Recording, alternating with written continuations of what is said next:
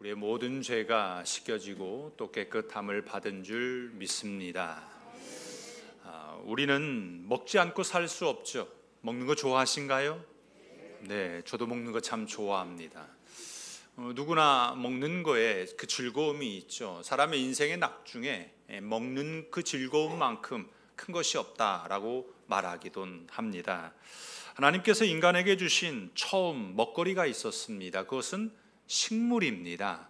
창세기 1장 30절에 보게 되면 또 땅의 모든 짐승과 하늘의 모든 새와 생명이 있어 땅에 기는 모든 것에게는 내가 모든 푸른 풀을 먹을 거리로 주노라 하시니 그대로 되니라. 인간뿐만이 아니라 모든 생물들, 하늘에 나는 새들, 또 육축들, 모든 것들은 다 푸른 풀을 음식, 먹을 거리로 삼았습니다.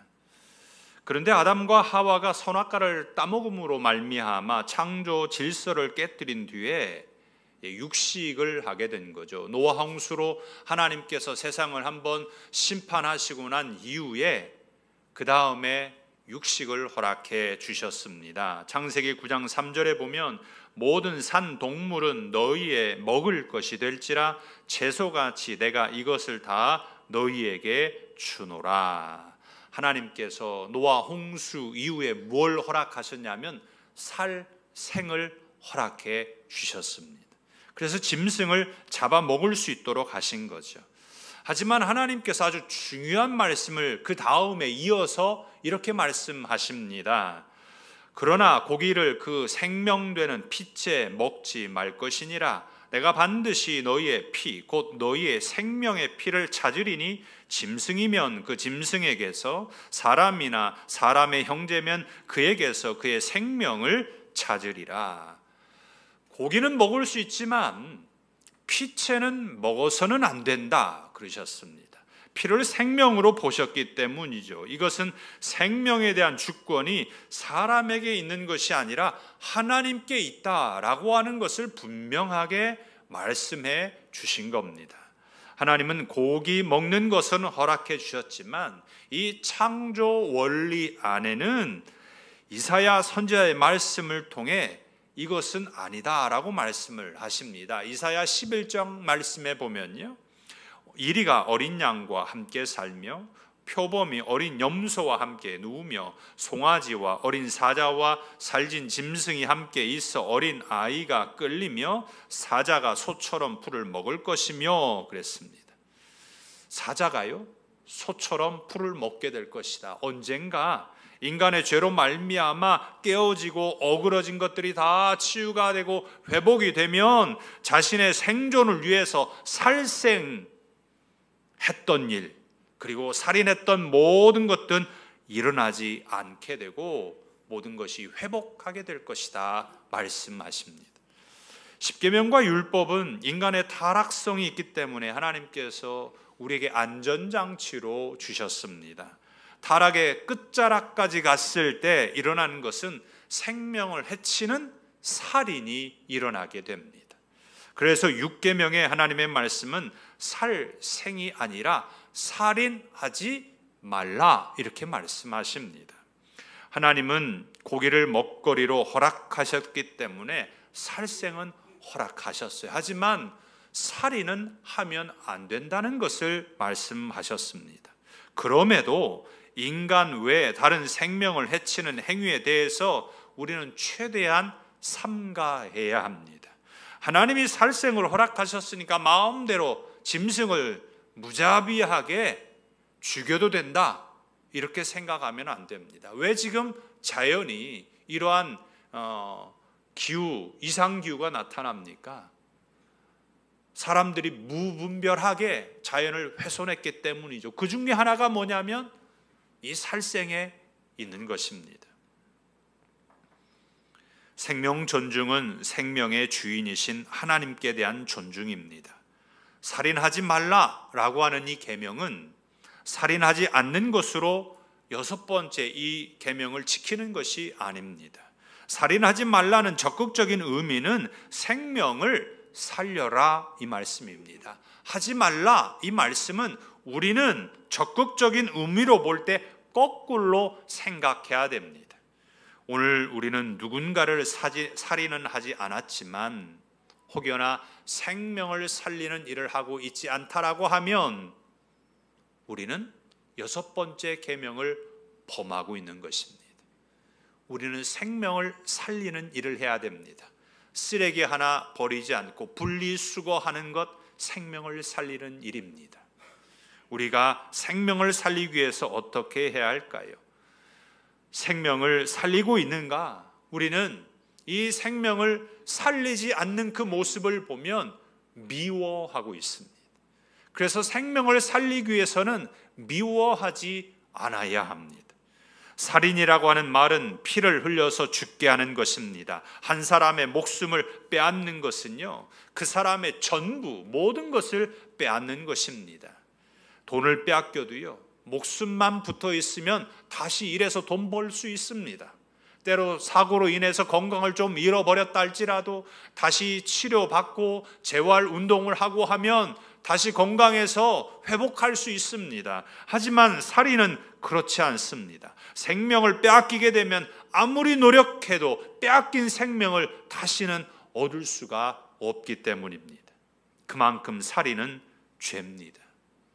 이 땅에 최초의 살인이 있었습니다. 형이 동생을 죽인 사건입니다. 가인과 아벨이 하나님 앞에 예배를 드렸어요. 제사를 드렸는데 가인이 드린 그 제사를 하나님이 받지 않으셨습니다. 이것을 가인의 마음속에 분함이 있었고 안색이 변했습니다. 그러니까 하나님께서 이 가인에게 죄가 너를 원하나 너는 죄를 다스릴지니라 이렇게까지 말씀해 주셨는데 이 가인이 동생을 시기하고 미워해서 그 동생을 들에 나가서 그만 쳐서 죽이고 맙니다. 어떻게 이런 일이 있을 수 있습니까? 그것은 가인의 마음에 미움이 싹텄기 때문입니다. 동생을 미워하는 마음, 시기하는 마음이 행동으로 옮기게 되었고 죽이는 일까지 벌어졌습니다. 요한 1서 3장 15절에 이렇게 말씀합니다. 그 형제를 미워하는 자마다 살인하는 자니 살인하는 자마다 영생이 그 속에 거하지 아니하는 것을 너희가 아는 바라. 형제를 미워하는 것, 그것은 살인하는 것이다 말씀하십니다. 미움은 생명을 살리지 않습니다. 미워하는 것은 살인하는 죄입니다. 미움은 가만히 있지 않고 말과 행동으로 나타나서 결국 죽이는 일까지 범하고 맙니다. 우리는 살인하는 것을 실제로 생명을 빼앗는 것으로만 생각합니다. 하지만 그렇지 않습니다. 예수님께서 산상수훈의 말씀을 하시면서 오늘 10계명 6번째 이 계명을 말씀을 하십니다. 마태복음 5장 21절에 보면 옛사람에게 말한 바 살인하지 말라, 누구든지 살인하면 심판을 받게 되리라 하였다라는 것을 너희가 들었으나 그랬어요.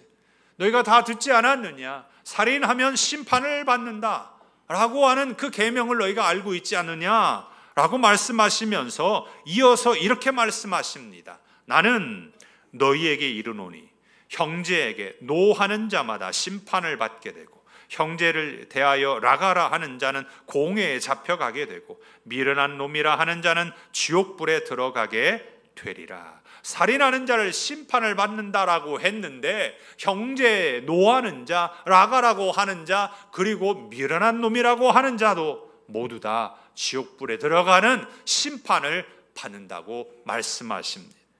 예수님은 살인에 대한 범위를 아주 넓게 해석해 주셨습니다. 라가라고 하는 이 말은 얼간이 바보라는 말입니다. 사람을 미워해서 이렇게 말하는 것도 살인하는 것으로 같이 보셨습니다. 여기서 주목해서 우리가 봐야 하는 것은 예수님께서는 행위로, 사람을 실제로 죽이는 그 행위로 말씀하지 않고 마음의 생각으로 접근하셨다는 겁니다.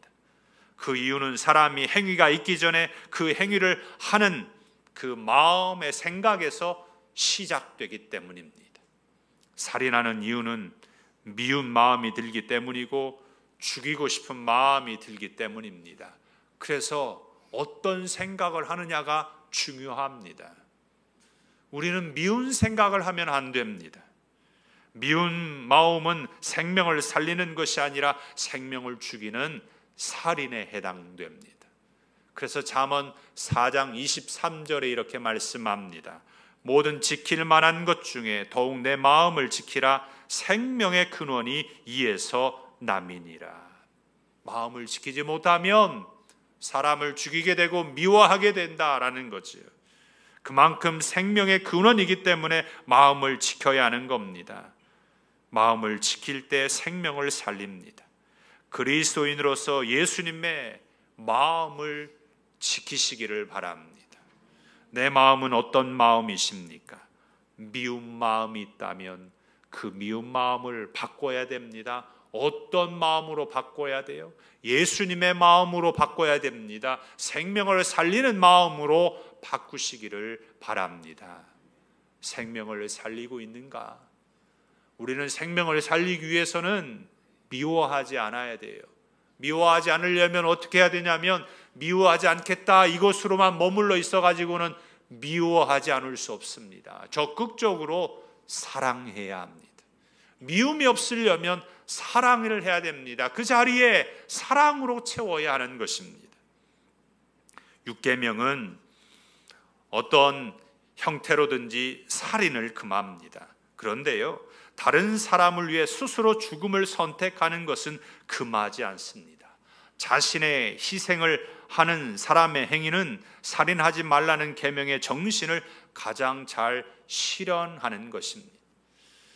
요한복음 15장 12절에 이렇게 말씀합니다. 내 계명은 곧 내가 너희를 사랑한 것 같이 너희도 서로 사랑하라 하는 이것이니라.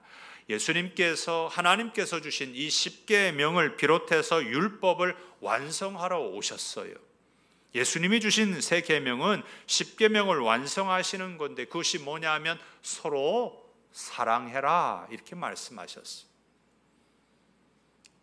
우리에게는 콩팥이 몇 개 있는 줄 아세요? 2개가 있습니다. 어떤 분이요, 안면도 모르는데 전혀 모르는 사람에게 자신의 콩팥 하나를 기증했습니다. 그 사람은 콩팥이 2개 다 망가져 가지고 이식을 받지 못하면 죽을 수밖에 없는 상황인데 이분이 그냥 콩팥 기증을 신청을 해서 죽어가는 사람을 살렸습니다. 아버지가 간암에 걸렸어요. 그래서 간을 상당히 많이 제거했습니다. 간 이식을 받아야 살 수 있는데 딸이 아버지를 위해서 자신의 간을 떼어서 이식을 해서 아버지가 살았습니다. 간은 조금만 잘라내어도 다시 자라난다고 해요. 아버지도 살고 이 딸도 산 거지요. 누군가를 위해서 나의 것을 내놓을 수 있는 것, 콩팥을 기증하고 나의 간을 아버지에게 이식하는 것, 내 생명을 나누는 일입니다. 예수님은 서로 사랑하라는 말씀 후에 이렇게 설명해 주십니다. 사람이 친구를 위하여 자기 목숨을 버리면 이보다 더 큰 사랑이 없나니 그랬습니다. 만약에 자기의 목숨을 버리는 것을 절대로 금지했다면 예수님께서 십자가에 죽으신 죽음도 잘못된 죽음이 되고 맙니다. 예수님은 생명을 살리기 위해서 죽으셨고 남의 생명을 빼앗지 않고 남의 생명을 위해서 자신의 생명을 내어주셨습니다. 그래서 살인하지 말라라고 하는 계명은 생명을 보존하는 것이고 사랑하라는 것을 적극적으로 하는 명령입니다. 그래서 예수님은 남을 위해 죽는 것은 이것보다 더 큰 사랑이 없다 이렇게 말씀하신 겁니다. 살인하지 말라는 것은 내 이웃을 내 자신과 같이 사랑하라는 말씀에 다 들어 있습니다. 6계명을 지킨다라고 하는 것은 생명을 사랑하는 겁니다. 살인하지 말라 이 말씀은 생명을 사랑해야 된다, 생명을 살려야 한다 말씀하시는 겁니다. 어느 율법 교사가 예수님을 시험하려고요, 무엇을 해야 영생을 얻습니까? 이렇게 질문을 했어요. 율법 교사니까 얼마나 율법을 잘 알겠습니까? 그러니까 예수님께서 율법 교사에게 역으로 질문하신 하셨습니다. 율법에 뭐라고 되어 있느냐 이렇게 역으로 질문을 했어요. 그러니까 이 율법 교사가 의기양양하게 대답을 합니다. 내 마음을 다하며 목숨을 다하며 힘을 다하며 뜻을 다하여 주 너의 하나님을 사랑하고 또한 내 이웃을 내 자신과 같이 사랑하라 했습니다. 맞다. 그렇게 해라. 예수님께서 말씀하셨어요. 그러자 다시 율법 교사가 묻습니다. 그러면 이웃이 누굽니까? 예수님을 시험하려고 하는 거지. 이때 예수님께서 선한 사마리아 사람의 비유를 말씀하십니다. 강도 만난 사람에 대한 이야기죠. 한 사람이 여리고를 내려가다가 강도를 만났습니다. 이 강도 만난 사람이요, 빼앗기지 않으려고 실랑이를 하다가 강도에게 몰매를 맞은 거죠. 성경에 보면 거반 죽게 되었다고 했어요. 누가 도와주지 아니하면 이 강도 만난 사람 죽습니다. 그런데 그 길을 제사장이 지나갑니다. 강도 만난 사람을 봤어요. 피를 철철 흘리고 있는 사람을 봤습니다. 그런데 제사장이 혹시나 나도 강도를 만나지 않을까 해서 그냥 지나쳐 갑니다. 레위 사람도 그곳을 지나가게 되었습니다. 강도 만난 사람을 봤는데 똑같이 제사장과 같이 지나쳐 버리고 맙니다. 그런데 사람 취급도 하지 않는 사마리아 사람이 그것을 보고 강도 만난 사람을 불쌍히 여깁니다.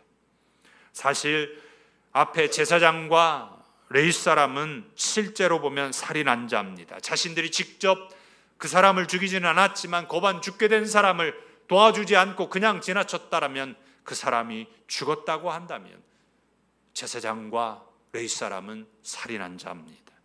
사람들은 그렇게 생각하지 않죠. 그렇지만 그건 어디까지나 내 생각입니다. 하나님은 살인한 것으로 보시는 겁니다.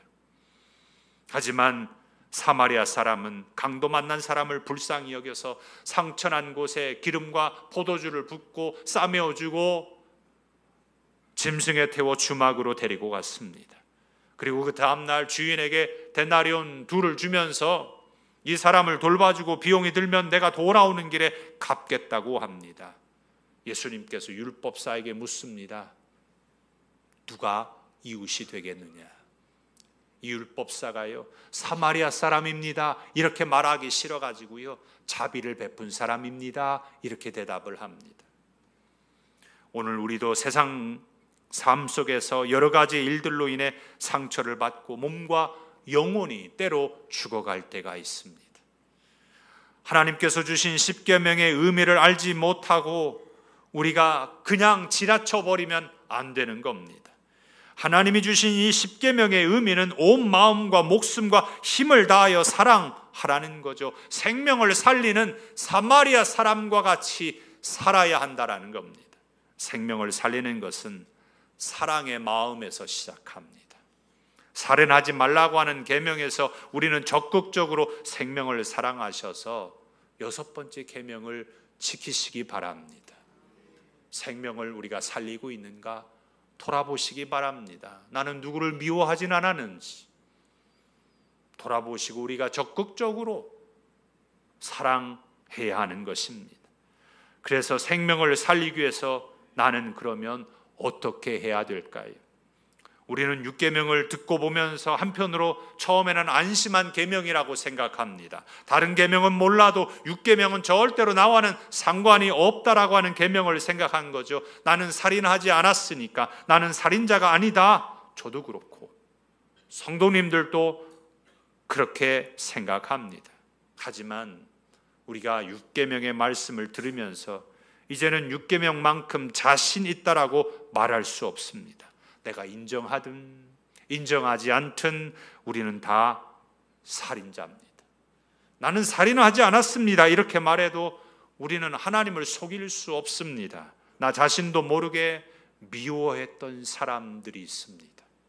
그래서 우리는 6계명을 지키지 못한 범법자들입니다. 우리가 미워할 때 그냥 아유 미흡다 그렇게만 생각합니까? 우리 속에서요 별의별 생각을 다 합니다. 사람들이 그러잖아요. 저 사람 왜 누가 잡아가지도 않는다고. 별의별 생각으로 악한 생각을 다 해요. 미운 마음이 있으면 안 되는 겁니다. 우리는 강도 만난 사람의 이웃이 되어야 합니다. 살인한 자에게 어떤 벌이 있을까요? 요한계시록 21장 8절에 이렇게 말씀합니다. 그러나 두려워하는 자들과 믿지 아니하는 자들과 흉악한 자들과 살인자들과 음행하는 자들과 점술가들과 우상숭배자들과 거짓말하는 모든 자들은 불과 유황으로 타는 못에 던져지리니 이것이 둘째 사망이라. 두려워하는 자, 예수님을 믿지 않는 자, 흉악범들, 살인자, 점술가들, 음행하는 자, 우상숭배자, 거짓말하는 사람들 모두 다 불과 유황불로 던져져서 심판을 받는다는 거예요. 하나님 앞에서 우리는 이웃을 사랑해야 합니다. 세상 법정에서도 살인자에게는 그에 따른 재판을 받아요. 그러면 하나님 앞에서는 두말할 것 없는 거지. 계명으로도 살인하지 말라 하셨는데 살인했다면 어떻게 벌을 면할 수 있겠습니까? 그런데 성경은 우리에게 심판의 메시지만 주신 것이 아니라 우리에게 복음, 기쁨의 소식을 주셨는데 예수님께서 살인죄로 벌벌 떨고 있는 우리에게 모든 그 죄책에 대한 형벌을 예수님이 다 받으시고 십자가에서 죽으셨습니다. 죄값을 예수님께서 지불하신 거죠. 그래서 우리가 예수님을 믿고 하나님 앞에 나오기만 하면 됩니다. 다른 건 필요 없습니다. 예수님을 믿는 것으로 살인죄뿐만이 아니라 모든 죄를 우리가 용서받았습니다. 예수님을 믿는다라는 것, 그래서 너무너무나도 중요합니다. 우리가 계명을 지키는 것은 예수님을 믿기 때문에 계명을 지키는 거죠. 우리가 만약에 예수님을 믿지 않으면 굳이 우리가 계명을 지킬 이유가 없는 겁니다. 미워하든 말든 사랑하든 말든 상관이 없어요. 하지만 우리가 예수님을 믿고 있기 때문에 우리 주님께서 말씀하신 대로 서로 사랑해라 말씀하셨기에 우리가 이 계명을 지켜야 합니다. 예수님을 믿는 것은 생명을 걸고 믿어야 합니다. 예수님을 대충 믿어서는 안 됩니다. 예수님께서 죽어야 할 우리를 위해 생명을 주셨기 때문입니다.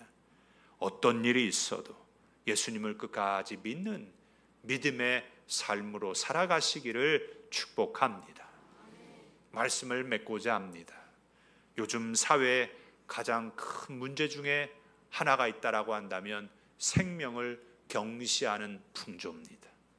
언제부터인가 생명을 경시하는 세상이 되고 말았습니다.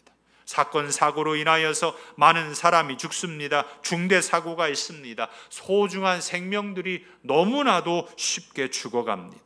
돈 때문에 생명의 소중함을 외면합니다. 온라인상에서 비대면으로 대화하면서 표현이 거칠어졌습니다. 폭력 게임을 하면서 가상 공간과 현실을 구분하지 못합니다. 그리고 댓글로 사람의 마음에 상처를 주고 죽이기까지도 합니다.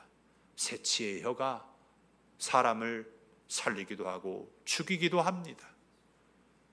나와 생각이 다르다고 상대방을 비난하고 저주합니다. 하지만 오늘 우리는 6계명을 통해 하나님께서 살인하지 말라 하신 말씀의 뜻을 적극적인 의미에서 깨닫고 생명을 귀하게 여기시기 바랍니다. 우리는 미워하는 것이 살인하는 것임을 깨닫고 미움을 멈추고 이웃을 자신과 같이 사랑하는 예수님을 믿는 그리스도인들이 다 되시기를 예수님의 이름으로 축복합니다. 기도하겠습니다.